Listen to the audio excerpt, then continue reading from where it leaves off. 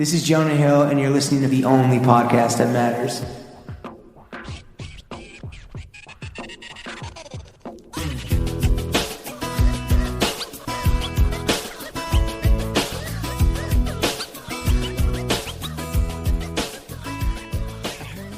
Bro Gang, we are joined by the Up Poet, the Governor of Grills, the Front's Pharaoh, calling Mike Vick how he's fucking up all these canines, the Sittin Sideways Sultan, the Still Tippin' Titan, the Wood Grain Wizard, your peoples are chumps, he's the people's champ, digital bipolar, he got the internet going nuts, the H-Town head honcho, the incisors are incisive and the molars are immaculate, sipping on Warren Moon, he got that oil in the cup, calling Astro the way he's beating the trash, school crossing guards love him because he always drives slow, Grammy-nominated rapper, entrepreneur, grillsman, and an unimpeachable goat, Paul Wall. What it do, baby? People's champ in the building. Posted up on the block like a goddamn mailbox. Yes, sir. With the only podcast that matters. Paul, thank you for thank y'all for having me, man. Dude. Definitely. First thing we want to do, we want to hop right into it. We want to do a little fit check. We're going to walk us and the audience at home through the fit today. Let's just start with the kicks right off the bat. I got on my Yeezys. Yes, sir. The Oreos just came out.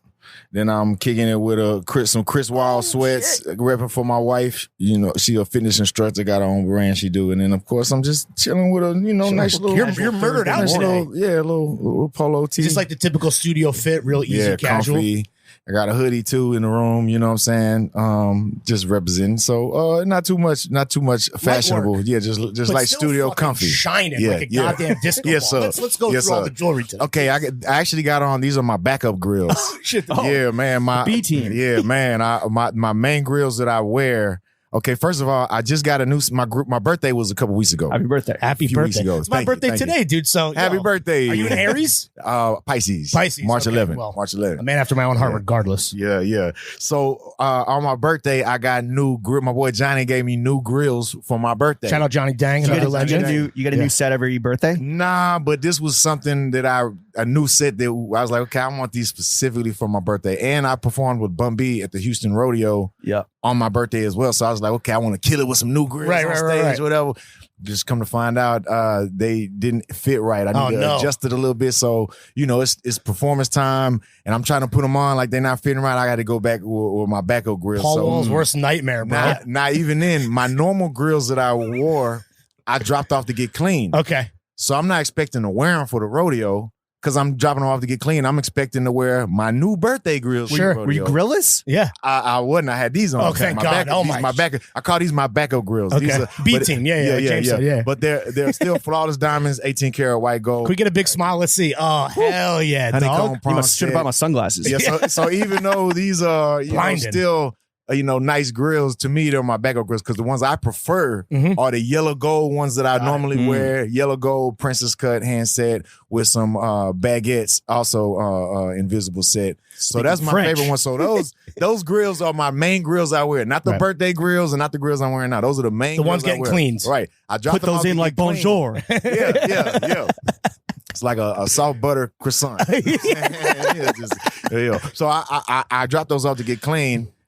End up all the diamonds came out. No, all of the diamonds. So it's like you can't even reset. It's a 1-star Yelp review. Yeah, yeah, but it's tough when it's your own company cleaning. Shit. Yikes! I gotta get some. No comment. Did they give it to the intern that day? Yeah, Like what someone's happened? getting fired, bro.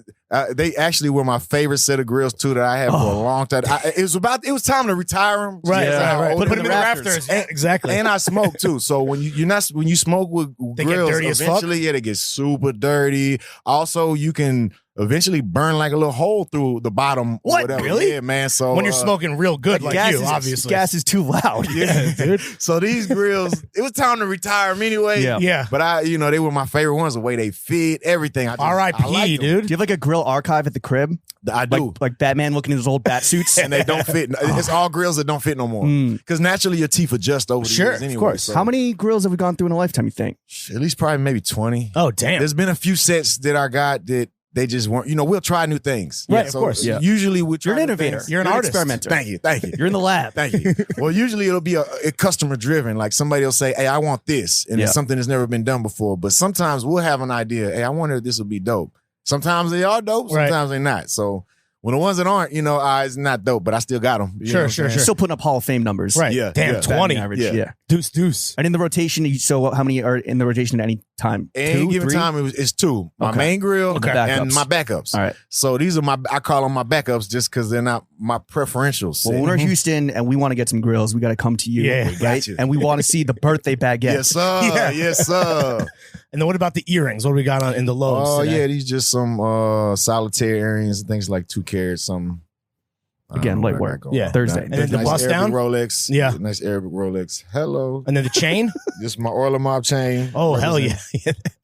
Oiler Mob. Shout out the Oilers, bro. Yes, sir. Yeah, Warren Moon, come on the I pod. believe that is a complete fit. What about the panties? What Oh, yeah. underwear are we rocking today? Polos. Oh, Is that your branded choice every day? Just today because I trying to be fancy coming to New York. You know what I'm saying? I'm put on my fancy. Your formal Yeah. underwear. his black tie draws. I got on a box of briefs today. I'm informal. All right, we're here with the People's Champ. You just dropped the album Start to Finish, which is a joint project with Terminology.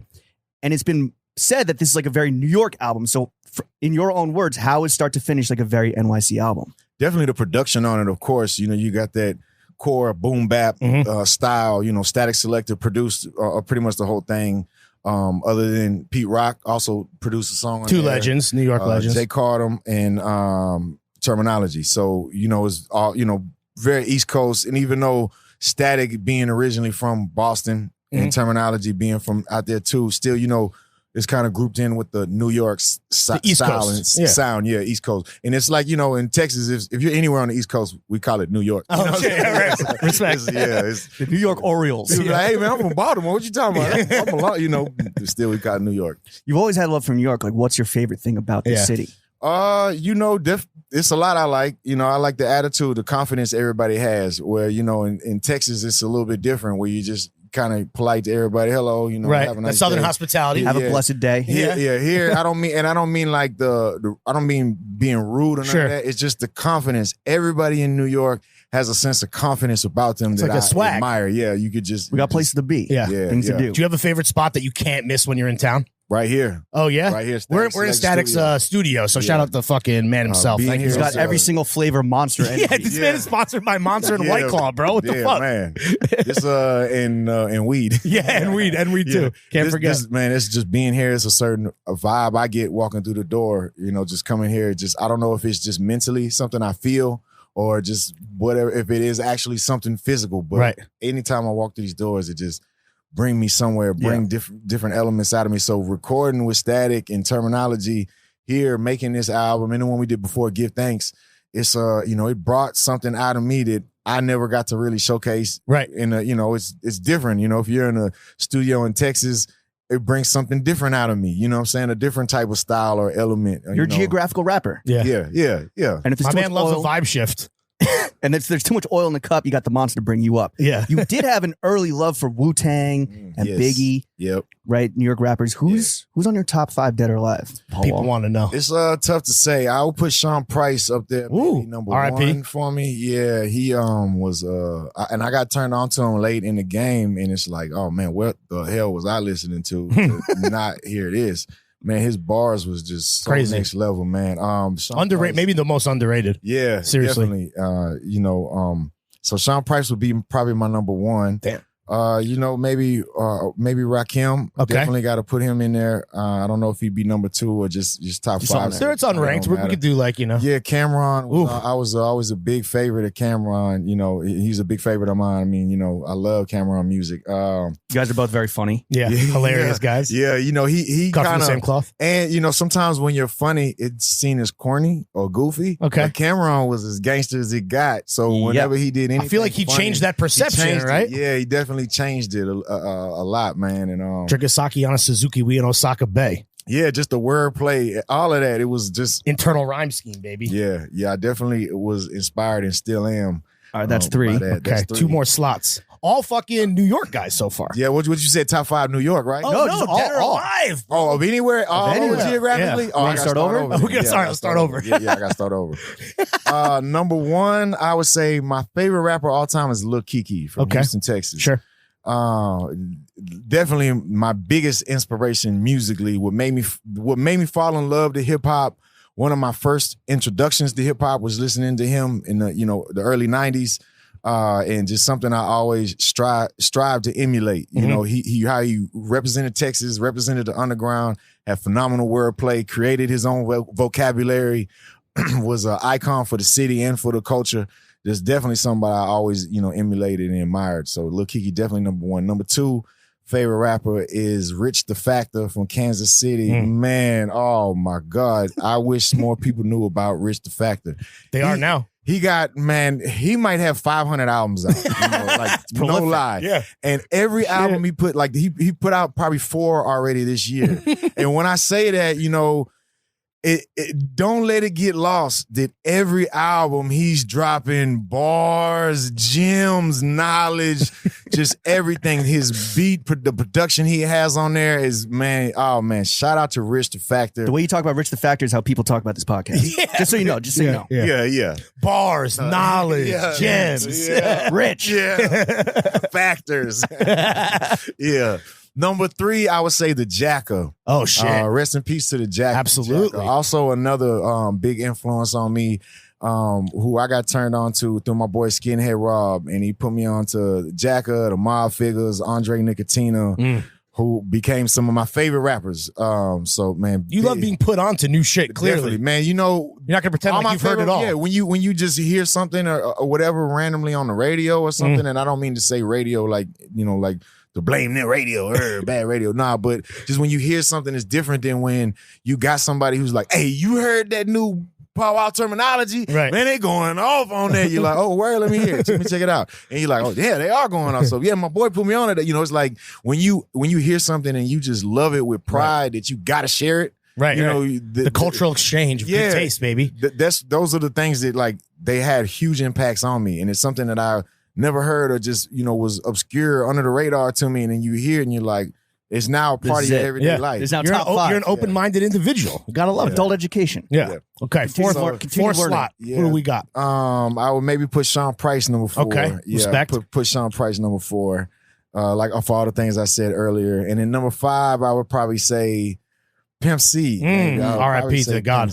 Pimp C, man, for sure. Another huge influence on me. There's a couple inner like I could maybe put my boy Zero there, or maybe Slim Thug. Also, huge inspirations to Big me. Boss of the I'm North. huge fans of, but there's other goats who, of course, I love. Of course, Ice-T, right? Yeah. Snoop. I put Yourself? Snoop there. Yeah. Let's not be remiss to mention fucking the people's champ. Someone who's at 1,000% on Larry's top 5 without a doubt is Ye. So when you made Grills for Kanye back in the early 2000s, did he want like whatever was popular at the time, or did he want some shit that was already out there that nobody else had? He actually, I believe he was the first one that we did where it was the whole wall of diamonds. Right.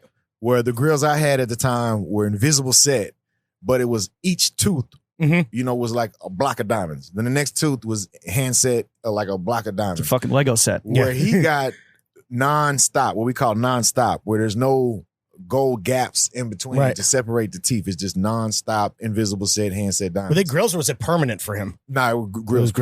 Were his teeth fucked up at that time because of he got them fixed? Yeah, so I don't know if maybe he has teeth fixed or if they were fucked up ever, but when we did his grills, they were shit. You got on the Rockefeller dental plan. Yeah, he had some nice teeth. Yeah, respect. Who's your dream client to make grills for that maybe you haven't already?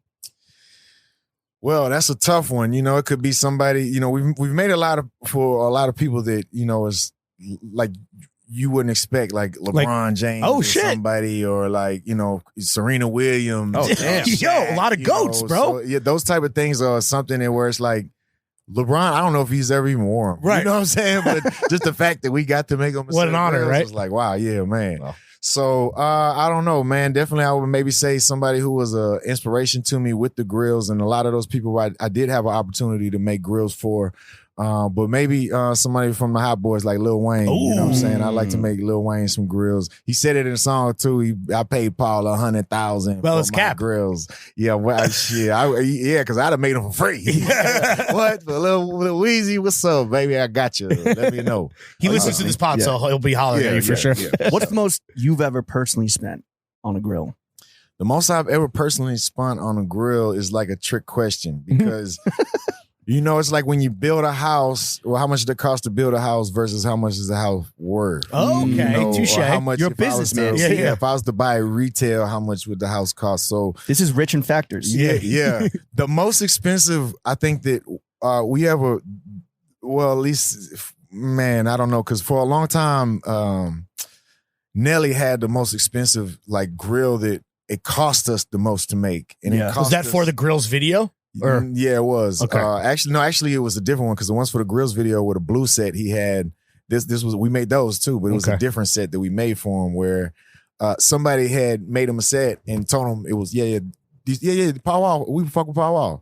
So I bumped into Nelly's assistant Grip. Shout out to Grip on the elevator here in New York one time. And he said, "Hey, I'm Grip. I'm Nelly's assistant. You know, man, yes, what's up? Them grills you made for him." And I'm like, "Huh? I didn't make no grills." And Nelly was on tour with T.I. and T.I. had already called me and said, "Hey, I heard you make grills for Nelly. That's what's up." And I said, "Huh? I ain't never met Nelly. I'd love to make grills with Nelly. What?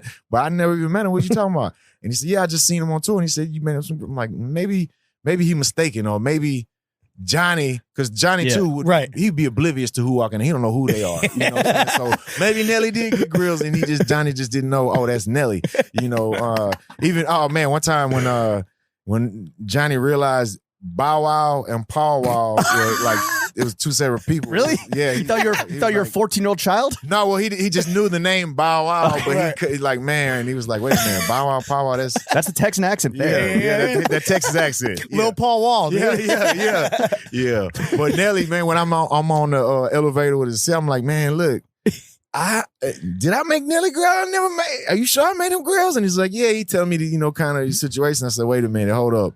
That particular guy you talking about, we actually don't fuck with that guy. Ooh. He was just kind of using my name to link with he was Nelly. Scammer. So riding your coattails. So I'm like, hey, look, chasing. let him know. I'll make him sit on the house. Let him me show him what it would look like. And me and Johnny, I'm like, look, Johnny, we got to go all in. This is gonna be a game changer for us. Right. And we're gonna make a song about it. Yeah. So we came out our pocket the most that we ever had come out our pocket at that time, which was a lot, maybe like 50,000, something like that, 40,000. Shit. That's what it cost us. So it would have cost Nelly maybe, and actually I think it was just a bottom set too. Damn. It might have cost him maybe 70, 80, you know. But this is on the house. Right. That's on the house, man. Look, hey, it's on the house, you know.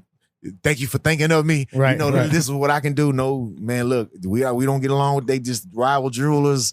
Look, so an elevator conversation to some of the most expensive grills you ever made to then a Grammy-nominated song. That's the pipeline. Kids, that's the blueprint. Shout out to Johnny and shout out to Nelly. What's up? But Man. fuck the Recording Academy. Besides you, who's got the best grills in the game? Thank you. So who's number 2 though, besides you? Johnny got to be number 2 because he got 1,000 sets. Man. Jesus Christ! But like in terms of rapper, it's tough because there's so many people out there that got different type of grills, and then you can have somebody like Pharrell who got something that's abstract. You got looking. fucking pearls in them. Yeah. Right, you're right. And to some people, that's the greatest. Or you have somebody who makes a grill and it's just one tooth on the left, and it's like some handcrafted metal. You know, where the craftsmanship that goes into it is a piece of art to them. So that's the best. But to me, it's a particular style that I like. You know, like this style I got. So you know, I would say for. Man, next up, I don't know. I might say Sauce Walker got some serious grills, man, where he came with some grills that we made for him too. Shout out to Johnny. That was, man, next level. He dropped a bag where he was like, man, just come on with it. Man, so I got to give Sauce Walker the number 2. Hell yeah. If it was like a number 3, I don't know, man. I mean, I can't say any of it without saying Birdman. Even though I can't just off top tell you how his grills look other than I know he had... And this, I copied this style. He had like a big ass rock on every tooth, and I was like, "Oh, I got like braces. I gotta get something like that where I got just like 1 carat on every tooth." But you know, man, shout out to Birdman. Like Bugs Bunny's lunch, dude. Man. Bust down the braces. Well, look, me and Larry, we've actually been talking about this. We kind of want to enter the grill. Y'all want some grills? I mean, let's talk about it. Well, real quick, before we kind of like go under the knife, what's the first piece of advice you'd give us before we get George Foreman? Yeah. betwixt the cheeks. A lot of people who get, first grills or now what's in style is only the bottom. So I would recommend getting just the bottom. It's kind of subtle. It's, accessory. Is that from Kanye? Because that was his thing for a long time, he definitely too. was one of the first. I don't know if he was the first, but he definitely was one of the first. That's like layaway though, right? You do one half first and then you can afford the top. Yeah. Well, to me, I look at it more as if you haven't had grills before. Okay. Then it's like your introduction. Training wheels. Yeah. Grills 101. More subtle with it, and then it's like, wait a minute, do you have grills or those braces? Oh shit, he got grills. These two podcasters have grills? Yeah. All right. And then based on our personalities, because we've been homies for 20 minutes now, what would you recommend that we get besides just what's your first impression? What do you think? What do you I don't know. You might could get something because we do a lot of engraving now. Oh, shit. So you can get a logo engraved. So I don't know. You might have I like the podcast logo. Yeah, yep. Or I don't know if there's a brand y'all wear a lot of that you could, get on there engraved or something. We don't want no copyright lawsuits. I don't know. But even then, people will. It doesn't have to be all iced out. Some people will come to me and say, "Hey, I got $500 for a grill." Right. Well, if you get $500 worth of 8 teeth of diamonds, it's gonna be some bullshit diamonds. Right. But if you got, just a few golds and then one tooth iced out, then okay, you can concentrate on that one tooth and upgrade. You can make that one tooth real good, and then build it out, right? Yeah. You just upgrade it, bro, over time. Yeah. What about if fucking POTUS came to you? What would you give Joe Biden grill wise? I give him I don't mean to be ageist, but a lot of people he's old as fuck, bro. He's 9 years old. He's almost older than dirt. A lot of people of his age group who get actual dental gold teeth, they get just the frame. Right. So I give him some frames, and he just will get some gold frames, maybe gold frames with the diamonds, like we did for Lil Jon. American flag diamond. Yeah, maybe an American flag, like some ice cream cones. Like we did Ryan Lochte some American flag grills, so maybe we'll give him. You mean Ryan Lochte grills? Yeah. When you want to go. Oh, I remember that. Yeah. Yes, sir. Did you melt down his gold medal and fucking use it? Nah, man. That gold medal, man, probably. Did you still have it? You probably got it revoked. Yeah, man. You can't just go buy a gold medal. No. All right. What about Will Smith? If Will Smith came to you for a grill. What would I do for? I'd get him some gold slugs. Yeah. Just all straight gold slugs, man. That's what I give him right now. Some straight gold slugs. On some gangster shit. Yeah. Make you want to slap your mama. What about the Queen of England? Queen of England. Another old bitch. Yeah, she's gonna get some white gold gold frames. Okay.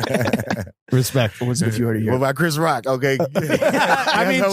Okay, Chris Rock, I would say give him, because he's seen now as how he handled everything. He's kind of strong chin. Yeah. So I would give him something fully iced out to where even if he gets slapped or something, it still ain't coming out. Extra secure. Right. Locked in. Yeah. So Houston is obviously just so known for just grills and the whole culture around it. But is Houston slept on when it comes to more general style influence? I think it is because the depth of where the style came from isn't fully understood. So then when it expands outside of Houston, you just see the outside of it and you don't understand, the meaning of it. And it's kind of similar for us growing up in Houston when you hear, pre-internet, pre-social media, when you see other cultures like the New York East Coast type of culture or Boston or even like West Coast. It's so different than Houston. A lot of it we don't really understand. We're just making assumptions about, and some of it you can read between the lines, some of it, through rap lyrics or this and that. But if you've never been to a place and you hear somebody talking about something, a lot of it might go over your head. So you think, this is why they're talking about that. So even like the double cup, why do they got double cups? It's like 100 different reasons why there's double cups. And whatever, the reason isn't the reason anymore because the internet took over and now, this is the reason because that's what people ever assume the reason. Well, why is it called a slab? Oh, because it's slow, loud, and banging. Yeah. No, that was the acronym that came later. After it's called. Retroactively attached to slab. Interesting. Why are the hoes called bops real quick? Yeah, why are they called boppers? Boppers. Man, I don't know. That was a slang that, I was influenced by it. It was common knowledge language for me. So where the name came from originally, we probably got to ask Bun B. Okay. Or, Lil Kiki, one of them, because that's where I got it from. Now, the meaning of a bopper is somebody who's usually female, but is not gender specific. Oh, really? Yeah. So you could, it's if a celebrity comes in here and you're, oh man, what's up? Oh yeah. Oh, you acting like a clout chaser, right. Clout chaser. Okay. Yeah, it's like a specific Star type I of assumed it was an onomatopoeia for sucking dick because like bopping on that dick. I don't know, whatever. So like a gold digger is specific to somebody. Bop on the knob. A gold digger is somebody who's specific to wanting money. Sure. So a bopper is not about money; it's more about the clout. Got it. About the knowing association. somebody, the association. So when we ask you for a selfie after this, is that bopper behavior? No. There's nothing wrong with being That's a business. fan or none of that. Business. Yeah. Bopper is kind of more seen as like clout chaser-ish. Right, right. That's like kind of more the meaning of a bopper. So like one of the original meanings of where it would get used is I pull up in a nice car and the girl's all on my nuts. Ooh, I like your car, isn't that? Ooh, can I ride with you? Ooh. You know that? Oh, this bopping ass bitch. You know that's she Ooh ass bopping. bitch. Right. But it's the same thing. You know, that's why it's not gender specific. Yeah. Sure. You know, It's fluid. Yeah, it's if same thing. Oh man, I like a, but also it's a nuance to it because you can be a fan and show love and appreciation without being a bopper. Right. So a bopper is like Not being thirsty. A bopper is a groupie. It's a clout chaser, basically. got it, You know got it. where that's what they're all about. Learning Clout something chasing, new every day being- over Real here. thirsty behavior. You've been in this game for a minute now. In your opinion, style-wise, strictly speaking, who are the most stylish rappers of all time? Yeah. That's tough. I'm what I like to call style blind. Okay.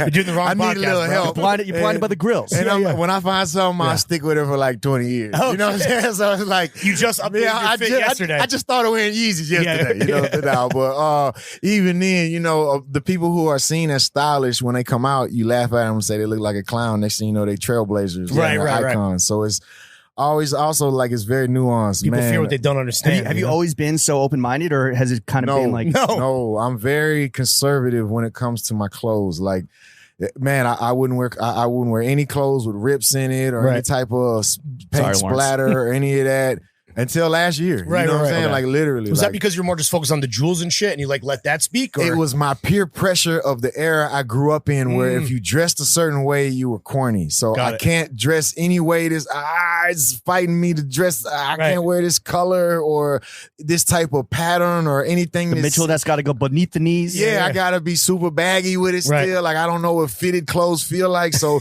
anything like that, it was like I'm fighting. There's a conundrum within myself. I can't. I can't.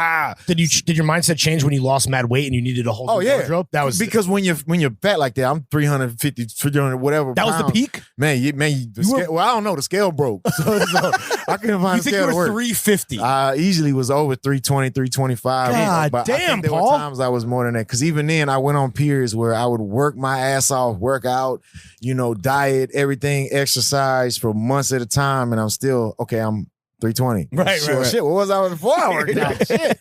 Building muscle, dude. Yeah. But when you're big like that, no clothes fit you. And the designers, it costs more money to make that because it costs more material, costs more shipping, everything is added to it. Takes up more space in the stock, takes up more space on the front when you showcasing it, everything. So, clothes aren't really made. It wasn't until, fat people was like, say, man, somebody got to make some clothes for us. And fat people, We need representation. We took it upon ourselves to make our own clothes. We got to make fat people clothes. Now I'm skinny. I'm like, okay, now I can wear clothes that are like normal size fitting clothes that don't just, and I'm bad built. I'm like kind of SpongeBob built.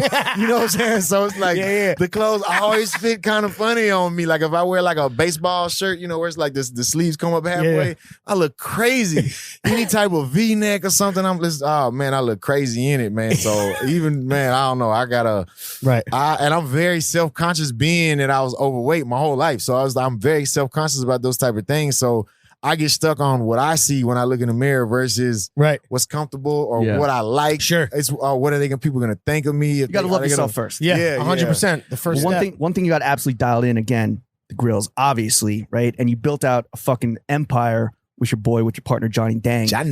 What was your first impression when you stumbled upon him working in a flea market? Man, Johnny. Did he have that hair? Did he have that hairstyle? He basically did his whole, since I known him, man. I mean, well, at the time, before, I was making grills already before I met Johnny, but I didn't know, all I was doing was I was a middleman. I was a salesman. Got it. So I would take your mold and get the design, sell you a grill, and then send it off.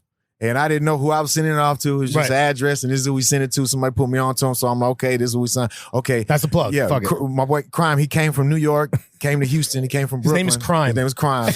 He brought the removable style gold fronts, gold teeth to Houston. So when he came selling that, I was at the time, I was doing street promotions. So I would pass out flyers working for Def Jam. At the time, so I'm passing out flyers. For Def Jam. Oh man, colleagues. I'm like, man, I ain't never getting no jacket though. I was low on the totem pole. Right. I'll give you mine. It's worth something now. It says Dr. Taco on it, unfortunately. So you got to work with that. Well, I would see Crime. He'd be out passing his flyers out, and he'd be like, "Oh, you the one?" Because he'd pass his flyers out, and my flyer would already be on every car. You know what I'm saying? So he saw you, and he'd like, "Oh, you the one passing these out, man. I need to get you to work for me." And I'm like, "Oh, you the one making these grills." What I got to do to get a grill? And it was a little tit for tat. So so he took me on as a salesman just because I did so much promotion. He was like, "Hey, look, we're gonna open up a shop over here. You're gonna run it." Okay, bet. So I started running the shop in a store that was already selling Swish House tapes. It's like what y'all would call like a bodega, but us we just call it like a neighborhood corner store. Got it. And they just sell like mixtapes and grills and socks, t-shirts. hood t-shirts and say your block, rest in peace to whoever died. Sell mixtapes and grills. Sure. So, eventually, Crime also raps. So he was like, look, I got an album coming out, man. Look, if you do promotion for me for my album, I'm going to take you to the plug. I'm going to introduce you to Johnny and change my life. Source. Yeah, changed my life. So when I met Johnny, even then, I'm doing my own grills, selling my own grills, Johnny just making them. But every time I come in there, it's just a workshop where they take orders and make the grills. They're not salesmen. Right. So they don't. They're producers. They're the manufacturer. The factory. Yeah. So every now and then it'd be somebody who is a customer who's like, nah, that ain't what I want or this or that. And we in the southwest side of Houston, which is the hood. Yeah. Culturally very diverse. So is mostly Black and Hispanic. So you get a lot of people who don't have all the way proper English speaking dictation. You know what I'm saying? Yeah. So, and then Johnny's Vietnamese immigrant, doesn't speak too much English. It was bow wow. Yeah, exactly. I would be in there translating English to English. Right. That's it. Right. But they would be about to throw blows, fight, this and that. And I'd be like, whoa. You're the peacemaker. Yeah. It's just, y'all just misunderstanding each other. And I understand what Johnny's saying and I understand what you're saying. So this is what he's saying, Johnny. Okay. This is what he's saying. Okay. And then as my name in the Swisher House kind of started blowing up Paul Wall from the Swisher House, I'd be in there dropping off grills, getting grill orders, and people would be like, hey, Paul Wall, you Paul Wall?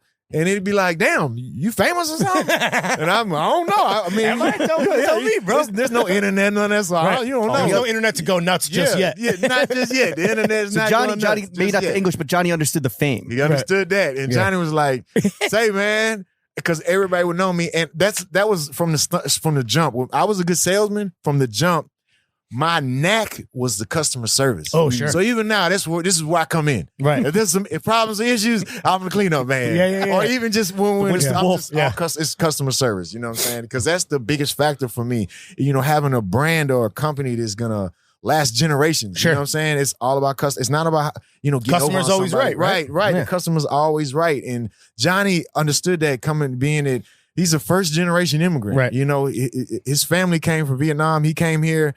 And his story is an amazing story that just is the American dream. It's the epitome of the American dream. It's so inspirational to me. So for me to have a business partner and friend like that it's unbelievable that I know Johnny and I got to, help put him on, or whatever, or just bring him to the world or showcase him to but even if there had never been a Paul Wall, there still would be a TV Johnny. So Right. Shout out to my boy Johnny, for shit show, man. That's my boy, man. So first impression of Johnny was okay.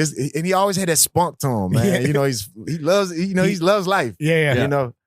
Oh, well, another longtime home of yours, Mike Jones. Mike Jones. Is his number still 281-330-8004? I don't think it is. I think something happened and he ended up losing the number some type of way. But I think it was because he lost his IP. At the time he had, I think it was a Nextel and it was like unlimited, whatever. Right. But when they say unlimited, chirp phone. there's still a limit. They say unlimited, but it's still like quote, but when you quote, fucking unquote limit. Go number one or whatever with your personal phone number, there might be a limit. And you sell 1,000 t-shirts with your number on it too. So I I think they tried to charge him or something. What? Because he was biggest phone bill of all time. I think it actually was. Well, actually it wasn't because when he lost the number, I think whoever had it after him ended up having the biggest Vegas because that's when he was at his. Because Mike Jones was like, man, fuck this, I'm gonna get a new number. You know, I started a number. Of course, I'll start a new one. You know, shit. So, but by that time we may get a deal and all this and that. I'm like, oh man, yeah, T-Mobile sponsor. Yeah, but I think I heard somewhere that he might be trying to. I think he's trying to get it back. Like he's trying to buy it back or something. Get it back. I mean, he should. Let's go, dude. Whatever you promoting, it's just for an era. That's a number. No, that's the one. It's like when somebody put it in a song back in the day. I don't know what it was in the 80s and 90s. Never mind. Everyone listening, go text that number. Yeah. Tell me to give us up. Blow their shit up. Yeah, what is that song? It's a pop You song. pulled up, we're in Static Selector Studio. You pulled up in a very cozy outfit. It's a gray, rainy day here in New York, and you pulled up smoking on a fucking Yule log. Hello. Who's your favorite rapper to smoke with? Oh, Snoop. Oh, yeah. Is there no other answer to that question? I don't know, because there might there's definitely people who passed away, like a Pimp C or somebody, where it's like it's momentous, you know what I'm saying, for that occasion, something that I will never forget, even if he hadn't passed away, just because of how inspirational he was to me, coming up. Or same with Bun B, smoking and sipping with Bun B, and it's a picture of me, Bun B, and Slim Thug, and we all got cups. It's backstage somewhere, and this is like when we were getting it.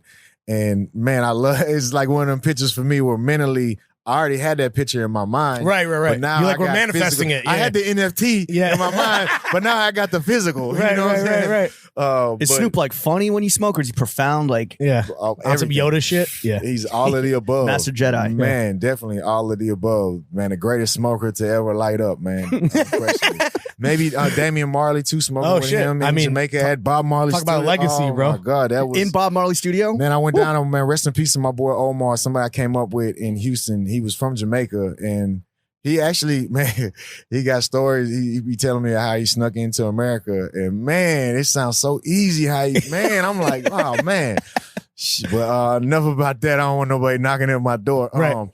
But he was from Jamaica, so he got deported. And one time, he was my big bro. So we hustled together, came up together, and then I made it rapping. So it was like he got deported, and he was caked up. He didn't need my money or none of that, but it was just still like, man, I gotta go see my boy, man, he deported. This is my guy, big bro. I went to see him, and I always would tell him, say, man, because he would say, hey man, you need to do a song with one of these Jamaican artists, man. What's up, man? You gotta do a song with Jamaica. And it's certain people like Sizzler, other people, he would, Capleton was somebody I always loved, but I never got the opportunity to work with them. But I would tell him, say, look, if you ever see Stephen Marley or Damian Marley, man, I'll come out there anytime, no matter what, whatever I gotta do.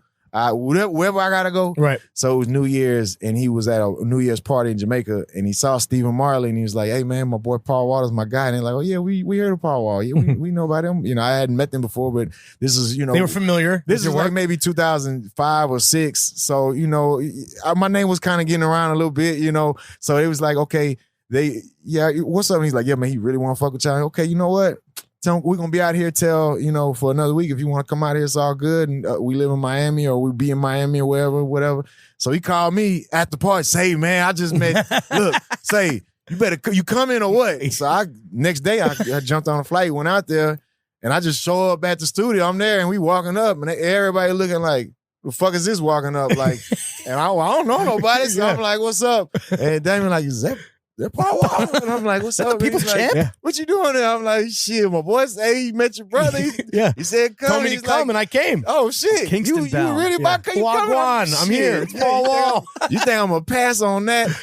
But even then, we did a couple songs together. Man, he called everybody over. We, all the musicians, and we just vibed out. So that was a hell of a experience smoking with an him. all-timer for sure. But unfortunately, that's when I'm on a major label. This right before I put out my second album, Get Money Stay True. Was that the one? Yeah, one of them. I don't know. It's hard to keep track. Yeah. It was whatever the second album was. Yeah. And I'm trying to, hey man, I'm trying to push to put this song on the album or that song. We did 2 songs, and I'm like, and they just like, nah, it doesn't fit the Paul Wall sound that we trying to push. The label cockblock fucking like, suits. What? I got a song. I had a song with Nas too. So was like, bro, what the fuck? So you've always been rapping, and I can't drop it. Yeah, you've always been with New York rappers. Oh yeah, man. It was. I don't know what the deal was or what the situation was or what, but it was something. You still got to smoke weed in Bob Marley studio with his sons though, so fuck it. Yeah, fuck it. We ball. Maybe somebody will drop it one day. Leak man, that I shit. Wish, the Marley family was hearing your name probably off of Sittin' Sideways, Drive Slow. Yeah. Obviously, you're a big fan of the slabs, the whips, the cars. What are we whipping right now? Cadillac CT6. I love this car, man. First time I saw it, the inside, man, I'm talking about next level. You know, front camera, back camera, side cameras, the two roofs. Oh man, Two roofs. Yeah, man. I love this car, man. From the first, the back seat recline, back seat massage, Damn. TVs in it, all and this is all factory. Right. So This is not even. what I ain't got to do shit. I just wrapped it. That's it. Put a fifth wheel on it. Put something in the trunk. Right. Of course. Yeah. My neon lights say, "My nuts, your chin." Shout out to my son Will Wild. He came up with that. I told my son and my daughter, I was like, "Hey, what's?" And they was like, "Hey, my daughter Noel, my son Will." They was like, "My balls, your chin." I said, "Nah, I gotta say my nuts, your chin." I said, "My nuts, your Your chin." son came up with that. Yeah, That's wow. In the dude. slab game, the apple doesn't fall far from the tree, dog. Man, yeah, and man, matter of fact, we were talking about one of his friends at school, and he was like, "Hey, such and such said, he's telling me he want a lowrider," and I was like, "He want a lowrider? Why you don't want a slab?" Because lowrider is more of a California thing, not a Houston thing. And he was like, "I don't know," and I was like, and I'm just like, okay, thinking in my mind, this is setting them up. This is a trick question. I said, "So, well, what would you like? You like the lowrider, or you like slab? What you mean? I'm getting a slab. Learn from the best, man. My son's birthday, April 18th, man. So I'm getting him a car for slab. his birthday, man. Yeah. So don't nobody tell him, man. Do you have a favorite car that you've ever owned in your lifetime? Well, the one I got now, right? Because it's like flying first class to Dubai. Yeah, it's unbelievable, man. Shit is a fucking all the G6 on wheels. Man, the electronics they got on it, technology is next level. So I've really been waiting for what are they gonna like. If you see the new Escalades, like how they're screened out everywhere, and it looks like you really feel like you're in a cockpit. You know right. Driving an iPad. Yeah. So that's what I'm looking forward to. But you don't have a favorite slab, or you do? My favorite slab I ever had was my 91 Fleetwood Brougham. Ooh. Oh man, and it was nice. It was Brandywine paint, eggshell interior, glass house.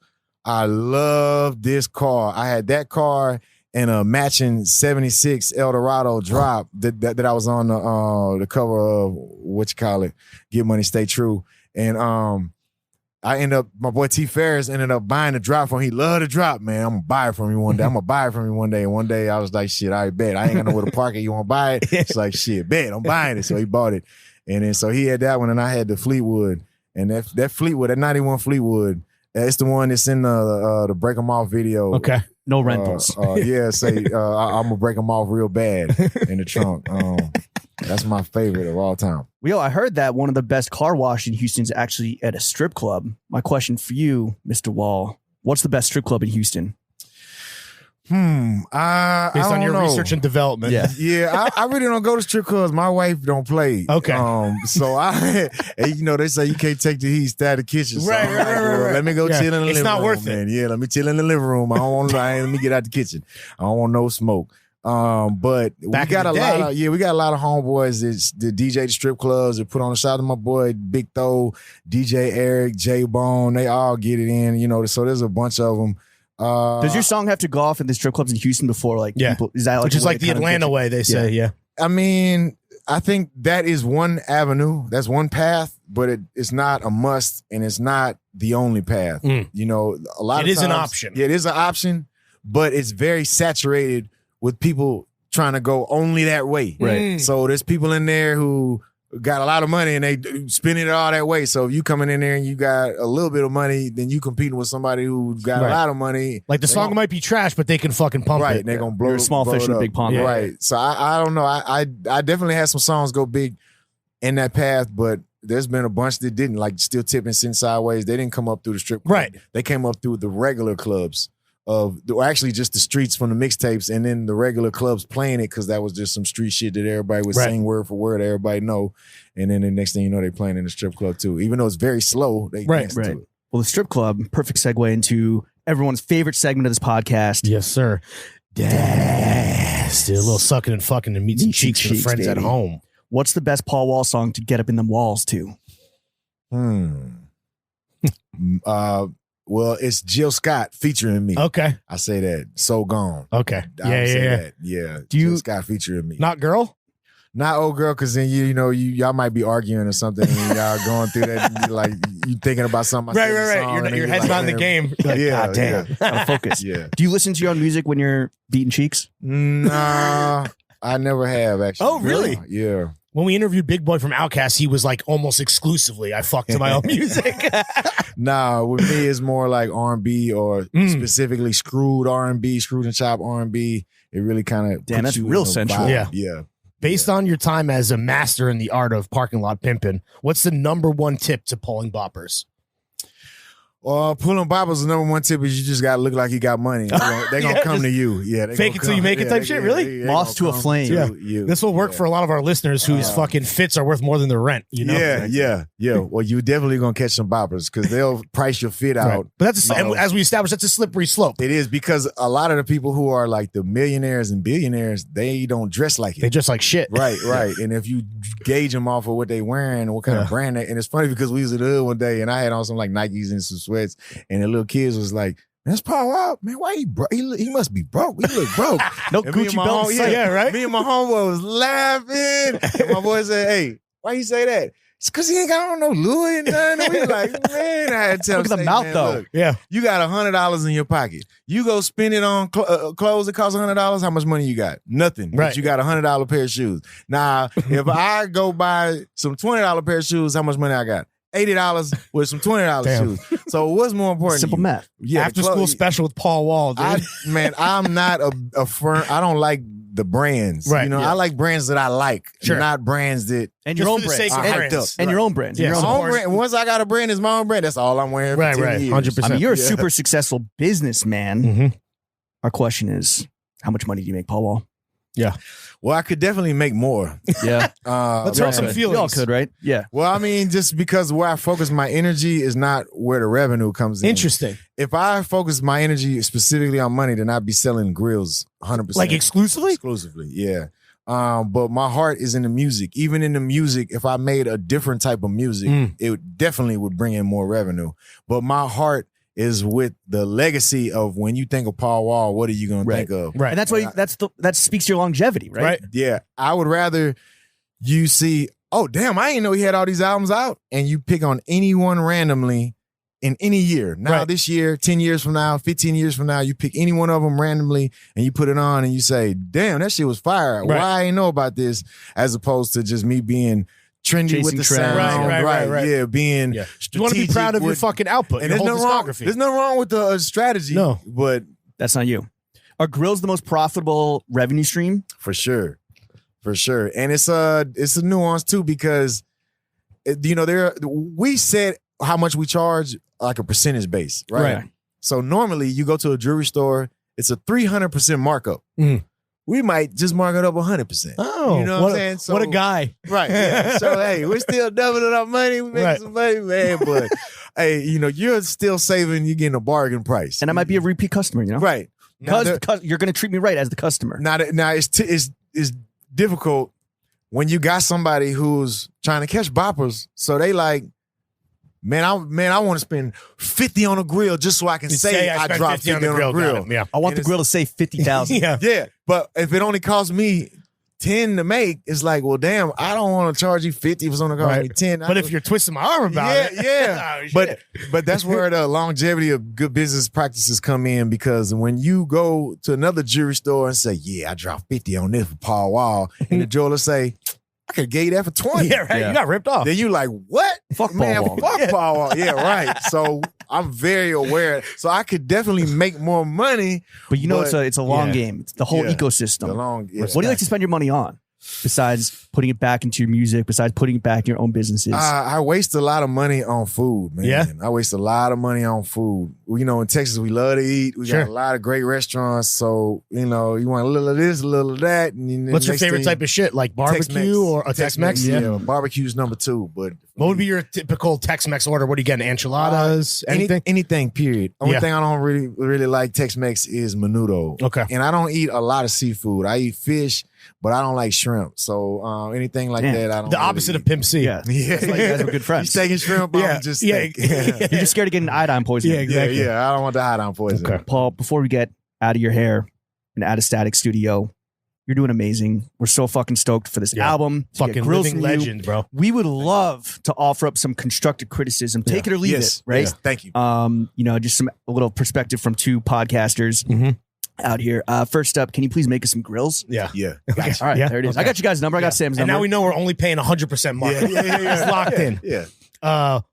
They say that you haven't made it until you've been mentioned in a bar. You said that you want to be recording for 10 more years, 15 more years. Could you maybe work in throwing fits into a rap? Is that possible? I got you. I feel like that's easy to rhyme fits with a lot of shit, you know? All right. Yeah. That's the people's champ right there. I used to, Slim Thug, me and Slim Thug, we're from the same era. Okay. But he was before me, and we're the same age, all of that, man. But he came before me in the Swisher House. So it's older freestyles that he did in the Swisher House, and I'd be like, damn, Paul Wall would have rhymed perfect with that. No, man, I wish you would have given me a shout out. Shit. Gotta remix it. Damn.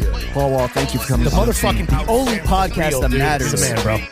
Thank you, Paul. Wow, baby, it's the people's champ. I'm something like a baller. The candy paint dripping out for the old school Impala. I'm with that big bank Hank, that Poppy Joe and box. Trunk bump like chicken pox. Turn the bass up just a notch. You see them blades chopping. You see that trunk popping. Hoes that diss me in the club. The same hoes in the parking lot bopping. They see me in the Jag, acting bad with T. Ferris. Open mouth and showcase icing. You gon' see about 20 carats. I'm with the goo, you 15900 in the Tahoe 124s. I'm the truth, I got they glow.